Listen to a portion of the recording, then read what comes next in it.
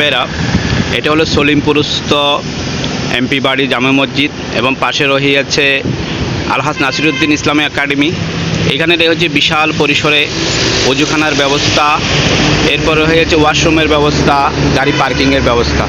Driver ভাইদেরকে বলবো যে আল্লাহ সুবহানাহু ওয়া তাআলা পবিত্র কোরআনে ৮২ বার বলেছেন নামাজ কায়েম করার জন্য। সলিমপুরস্থ যখন সলিমপুরস্থ ক্রস করবে, যখন নামাজের ওয়াক্ত হবে, তখন আপনারা এখানে গাড়ি পার্কিংয়ের সুব্যবস্থা রহিয়াছে, মুসল্লির জন্য নামাজের সুব্যবস্থা রহিয়াছে, অজুখানার ব্যবস্থা রহিয়াছে, পর্যাপ্ত ওয়াশরুমের ব্যবস্থা রহিয়াছে। এখানে আপনি ড্রাইভারদেরকে বলবো, আপনারা যদি এখানে গাড়ি পার্কিং করেন, নামাজের সময় সুন্দরভাবে যাত্রীরা নামাজ আদায় করতে পারবে। অনেক যাত্রীরা গাড়িতে নামাজ আদায় করে, তখন কিন্তু গাড়ি যখন মুভ করে তখন ক্যাবলা ঘুরে যায়, তখন ক্যাবলা হলো সত্য। সেজন্য ড্রাইভারদেরকে বলবো, আপনারা হলেন প্যাসেঞ্জারদের স্বামী মানে অভিভাবক।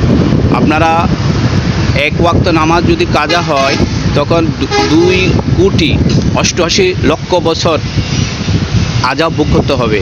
তাই ড্রাইভার ভাইদের বলবো, আপনারা গাড়ি পরিবহনের যারা ড্রাইভার জিম্মাদার বা সুপারভাইজার রহিয়াছেন বা যারা দায়িত্বশীল রয়েছেন, আপনারা যেখানে যাত্রীদের সুবিধা, যেখানে পর্যাপ্ত ওয়াশরুম, মসজিদের ব্যবস্থা, অজুখানার ব্যবস্থা রয়েছে, সেখানে পার্কিং করে যাত্রীদের নামাজের ব্যবস্থা করে দিবেন।